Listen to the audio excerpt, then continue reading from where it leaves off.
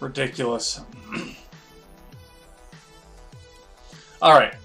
Looking at this, and this is one of the things that I said at the beginning. I mean, if they're trying to provide you with a laptop to bring back into the home to do the remote learning from, don't take that. Get that thing out of your home, and if you have to take it, put it in the bag and lock it far, far away from anything else when they're not doing the classes.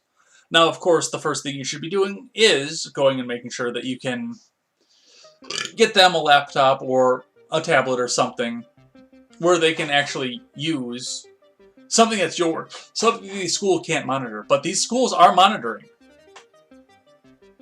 We're seeing that.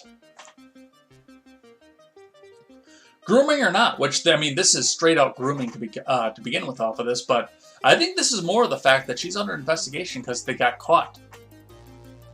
They got caught spying on kids through the laptops, which we were told they weren't supposed to be able to do.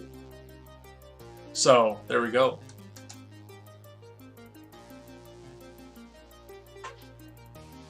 Alright, let's finish out with these last few. British news outlet suggests using price controls to fight inflation. From Ben Ziesloft. In an op-ed for British news outlet The Guardian, University of Mass economics professor Isabella Weber said that policymakers should consider implementing price controls to combat inflation.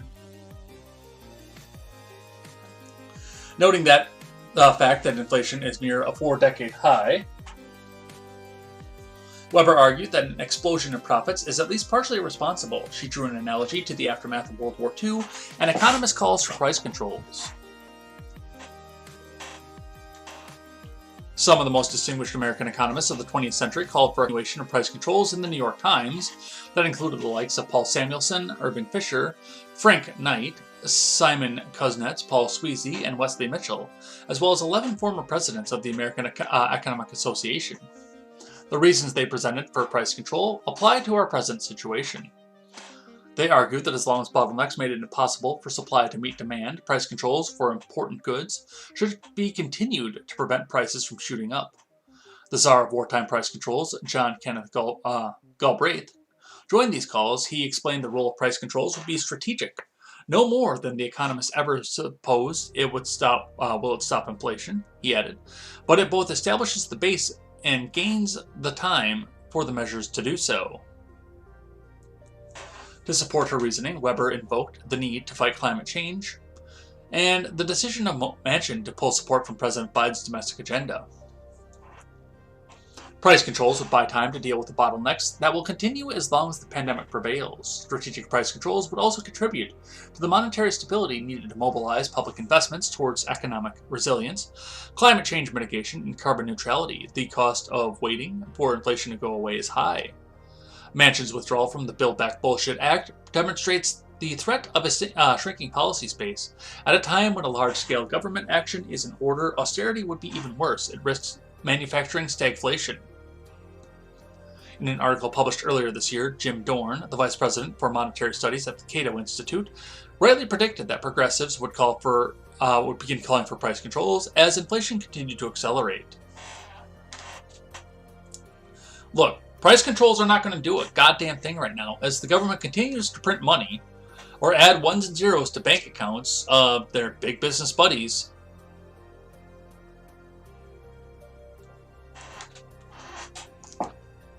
It's not going to do anything except for make other people poor, which, I mean, some of these people are already struggling. If they can't sell as much product, even if it is sold at a higher price, it's not going to be a record profit, as much as these people would like to say.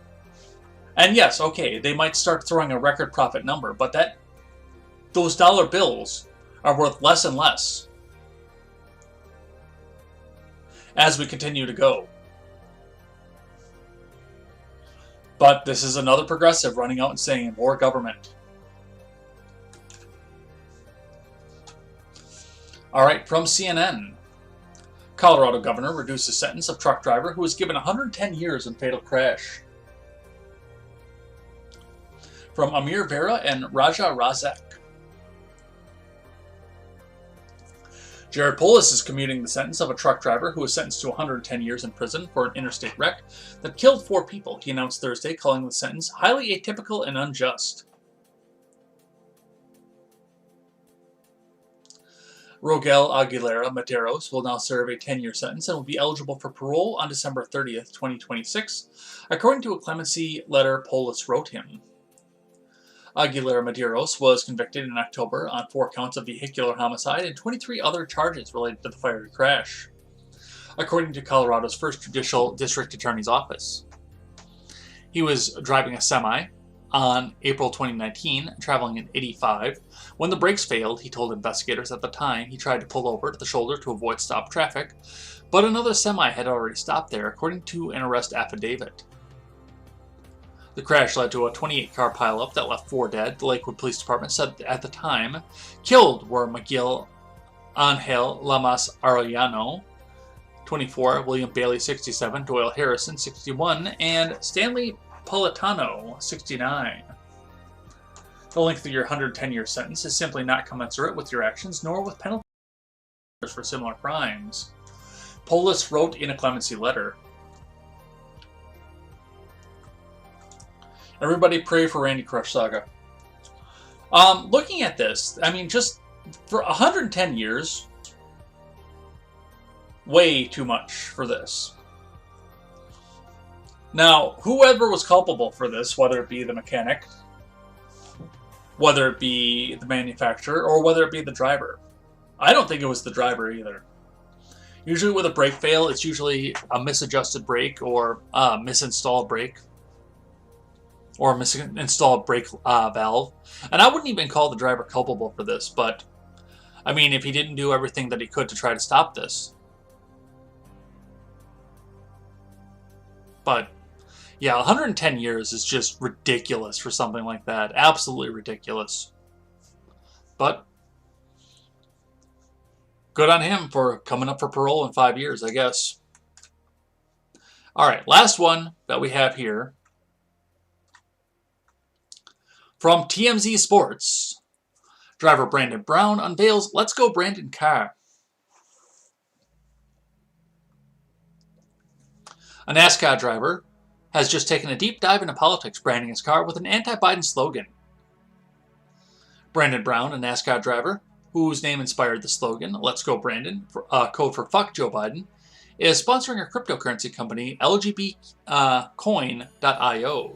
whose first 3 letters are emblazoned on Brown's car.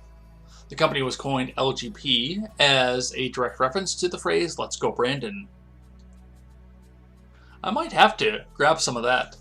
Like, I don't, well, I'll have to see what I have for finance by the time I get home, but Brown posted a video of him walking into the garage and seeing the car, showing his approval. In case you don't know, the way this whole thing started was back in October in Alabama when Brandon was being interviewed and the crowd was chanting, Fuck Joe Biden. An NBC reporter either tried to cover the obscenity or simply misheard the crowd. No, it was the first, and said, You can hear the chants from the crowd. Let's go, Brandon. Did they show the car? Yeah. LGBcoin.io. Trade the chain.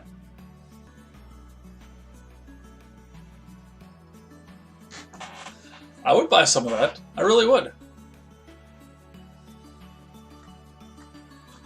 So that's what we see for that. Alright. Well, we're done. And the last thing that we do, of course, is check in with the live chat and see what you guys are doing. So I'm going to grab some of this from the monitor, I think, just because it's there. And I know I lost some of this way at the beginning. No, I lost all of it. So, well, I guess we're going to have to pick up from where we picked back up after the disconnect. But let's see what we have going on with that. And look, there's an ignoramus.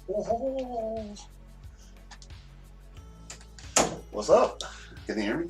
I think so. Let's see. Oh! Yeah, you're picking up on the microphone. What's up, y'all? What's going on? You got the live chat? Yeah. I'm just hanging back here. On the microphone. Oh, I'll go over here. Oh, no, I'll go over here. I'm backwards. All right. Hello, contemporary. You know that song, don't you? Mm-hmm. I do. I'm well aware of it. Chilaga in the house. Yeah. Randy. Chilaga says craziest part of the Rogan is that he said he was going to get vaccinated at a UFC event, but had to miss it for some reason. Well, it's good for him, I guess. The airplane bathroom story is such BS propaganda. Yeah. You saw that one? Mm-hmm. Yeah. Fuck me. Randy in the house. Randy says, I think that article meant to say, went to dumb links. Oh, we went to all links to go make sure that I got better from COVID-19 because I had to go out and fight. Chilaga says, retired today, Tony. I second that. To Gitmo. Ron says the only thing he says Fauci should collect is a prison sentence. Randy says, luckily there was a flight attendant who knew it was BS and risked his life to give her life-saving snacks for that deathly 4 hours. Ooh, can I do that one? Yeah, I can. Yeah. Nephilim says a gallows retirement after a trial, of course. After a trial, yeah. After a trial. That makes it legit. A spine readjustment, Nephilim, says Ron Helton. Oh yeah, he's the highest paid federally. And it will have the highest retirement in history. Wow. $350,000 more than most families in this country make combined. Does he have kids and stuff? Probably. Yeah. Uh-oh. Yeah, we're losing frames again. This poor laptop. Life to the max in the chat. What up? Yeah. I don't know where you see that. I'm looking at the live, like the in oh, you're on your phone. That's why. Let's see. Ron says, have most people figured out yet the government's more of a problem than a solution? We don't need all of these parasites. Let them get real jobs. We don't need government.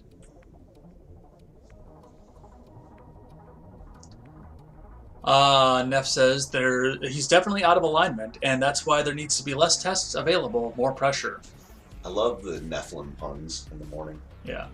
Chilaga says, and you know, the same thing that we all know at this point, the best way to get COVID is to get tested. True. 80s kid says, wow, virus so bad that you didn't even know you had it. 80s kid says, talking of kids, can I just say it's the 5th anniversary of the death of 12-year-old Caitlin Nicole Davis. From Georgia, she took her own life and filmed it live 30th December 2016. She was awesome. I've not heard of that. I don't know. That's kind of lame. Yo, that's messed up. What is the minimum sentence on tax evasion versus drug distribution? Hey, make sure you claim your illegal activities on your taxes. Oh. Was that a legit tweet? Like, I don't know. I gotta read what they actually said. I have the article still. Let's see. What else do we have here? Chilaga says a socialist tried to take your guns. Shocking. Right. Randy says, funny how the claim is really that if you understood the guns are a legal immigrant issue, you're going to be mad and want to take action. Sounds about right. 80s kid says, yes, the far right, that no one has ever heard of any crime that they've ever done, but lefty rioters are, hey, okay, innocent. Well, no, the evil far right tried to overthrow the government, remember? No, I don't. Nephilim says they were actually a UB40 fan club. UBU. Nice. Ignoramus Media says, you guys hear there's a surprise guest today? I did. Enjoying your week off? I am. Yes. The doggos are making it all worth it. You ever not know how bad you needed it until you get it? Pray for Randy. That's what she said. LGB. I want to check out that coin. I really do. I'm gonna, dude. I mean, I bought $200 of Doge just because of the stonks. I'm definitely gonna buy some Let's Go Brandon coin, bro. I bought $20 of Doge and $20 of Shibu, and my Doge is doing well, and my Shibu is not. Do you know when Let's Go Brandon, like the coin, like comes out or where or anything?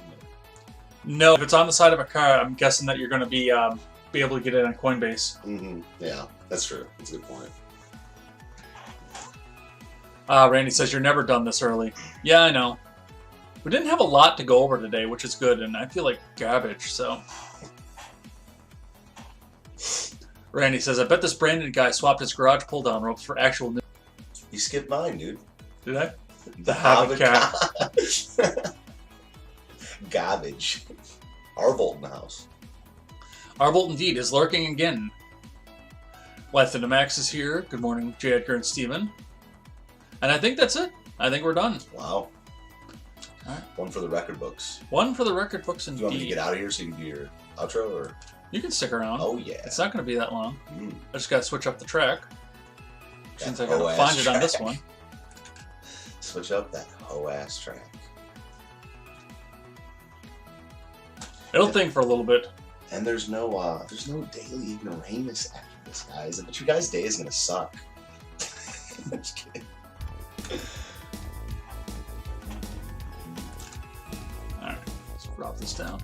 So, as we're losing frames again, as we're dropping it this way and that way, we're going to head out of here for the day. So, if anybody can even hear me at this point, thanks everybody who came by, chatted in the live chat. Everybody have a happy new year. No matter what it is that you do, we'll figure out what's going on here, and we'll see what... we will see you back on Monday for more Contemporary. There will be no Red Net on Monday night because I have nothing prepped for that. So, but come back and hang out with us for Contemporary. Once again, morning news and headlines before work every day. Come back and hang out with us for that. And until then, we will see you next time. I am Jay Edgar, and this is Contemporary. Take care.